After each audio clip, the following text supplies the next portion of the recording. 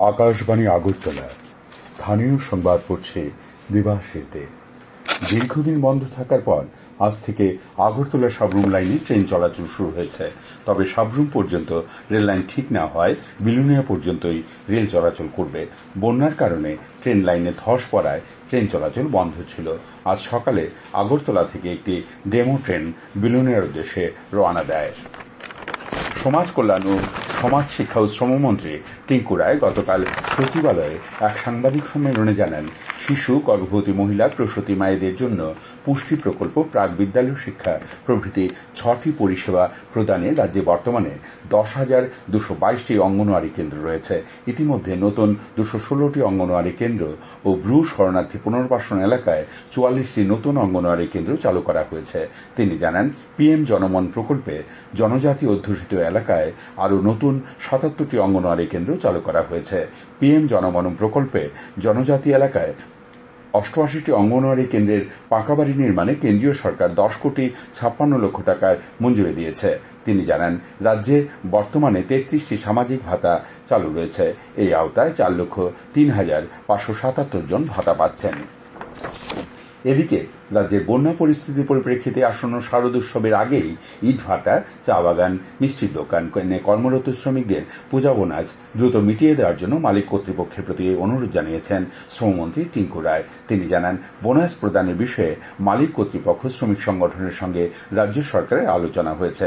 রাজ্য সরকার সিদ্ধান্ত নিয়েছে, সাম্প্রতিক বন্যায় যেসব নথিভুক্ত নির্মাণ শ্রমিক পরিবার ক্ষতিগ্রস্ত হয়েছে তাদের Tripura building and other construction workers welfare বোর্ডের সেলস ফান্ড থেকে এককালীন 4,000 টাকা করে দেওয়া হবে।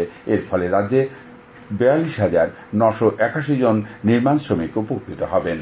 সিপাহীজলা জেলা শাসক ডাক্তার সিদ্ধার্থ শিব জসওয়াল জানিয়েছেন, সিপাহীজলা জেলায় পিএম জনমন যথাযথভাবে কার্যকর হচ্ছে।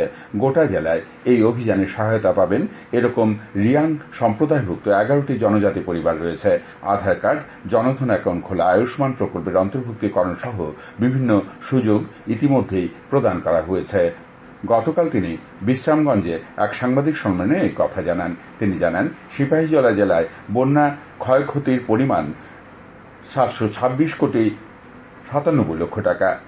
বন্যা ও ভূমিধসের কারণে জেলায় 5 জনের মৃত্যু হয়েছে। তাদের মধ্যে 4 জনের পরিবারকে ইতিমধ্যে ক্ষতিপূরণের টাকা দেওয়া হয়েছে। গোটা জেলায় 5,135টি ঘর ক্ষতিগ্রস্ত হয়েছে। আগামী এক সপ্তাহের মধ্যে ক্ষতিগ্রস্তরা তাদের ক্ষতিপূরণের টাকা পেয়ে যাবেন বলে আশ্বাস দিয়েছেন জেলা শাসক। দেখো আপনার দেশ পিপলস চয়েস 2024 ভোটিং এই মাসের 15 তারিখ পর্যন্ত খোলা থাকবে। এই দেশব্যাপী ভোট গ্রহণের লক্ষ্য হল সবচেয়ে পছন্দের পর্যটন কেন্দ্রগুলি চিহ্নিত করতে এবং আধ্যাত্মিক, সাংস্কৃতিক ঐতিহ্য, প্রকৃতি, বন্যপ্রাণী এবং দুঃসাহসিকতার 5টি বিভাগে পর্যটকদের উপলব্ধি বোঝার জন্য নাগরিকদের সঙ্গে সম্পৃক্ত হওয়া। অন্যান্য বিভাগে নাগরিকরা তাদের ব্যক্তিগত পছন্দের জন্য ভোট দিতে পারবেন, যা দেশের অনাবিষ্কৃত পর্যটন স্থানগুলি আবিষ্কার করতে সহায়তা করবে। নাগরিকরা পর্যটন মন্ত্রকের অফিসিয়াল ওয়েবসাইট থেকে ভোটিং পোর্টাল পেয়ে যাবেন। সাবরুম মহকুমা প্রশাসনের উদ্যোগে গতকাল কালাপানিয়া প্রকৃতি উদ্যানে বিপর্যয় মোকাবেলা কর্মীদের নিয়ে এক মহড়া ও 27 জন বিপর্যয় কর্মীকে সম্বর্ধনা জ্ঞাপন করা হয়। টিএসআর নবম বাহিনীর আধিকারিকরা জলে ভেসে যেতে থাকা মানুষকে উদ্ধারের কলাকৌশলের মহড়া প্রদর্শন করেন এবং সাম্প্রতিক বন্যায় সাবরুম মহকুমায় জীবনের ঝুঁকি নিয়ে বন্যার কবলে পড়া মানুষদের নিরাপদ স্থানে নিয়ে আসার ক্ষেত্রে গুরুত্বপূর্ণ ভূমিকা নেওয়ায় টিএসআর নবম বাহিনীর জওয়ান সহ 27 জন বিপর্যয় মোকাবিলা কর্মীকে সম্বর্ধনা জ্ঞাপন করা হয়। দক্ষিণ জেলার জেলাশাসক স্মিতা মল এমএস বিপর্যয় কর্মীদের সম্বর্ধিত করেন। কর্মসূচিতে সাবরুম মহকুমা শাসক শিবজ্যোতি দত্ত সহ প্রশাসনিক আধিকারিকরাও উপস্থিত ছিলেন। রাজ্যভিত্তিক অনূর্ধ্ব 17 বালক ও বালিকা উভয় বিভাগের খো খো প্রতিযোগিতা আগামী 18 সেপ্টেম্বর থেকে কৈলাসহরের ভদ্রপল্লী স্কুল মাঠে শুরু হচ্ছে, চলবে 20 সেপ্টেম্বর পর্যন্ত। ক্রীড়া দপ্তরের সহ অধিকর্তা অমিত কুমার যাদব জানান, রাজ্য আসরকে সামনে রেখে একটি পরিচালন কমিটি গঠন করা হয়েছে। এর চেয়ারম্যান হয়েছেন ঊনকোটি জেলা পরিষদের সভাধিপতি অমলেন্দু দাস। এই রাজ্য আসরে রাজ্যের 8 জেলা থেকে মোট 16টি দল অংশ নেবে। ত্রিপুরা ফুটবল অ্যাসোসিয়েশন পরিচালিত চন্দ্রস্মৃতি ঘরোয়া প্রথম ডিভিশন লিগ ফুটবল প্রতিযোগিতায় গত রাতের খেলায় 9 বুলেটস ক্লাব জয়লাভ করেছে।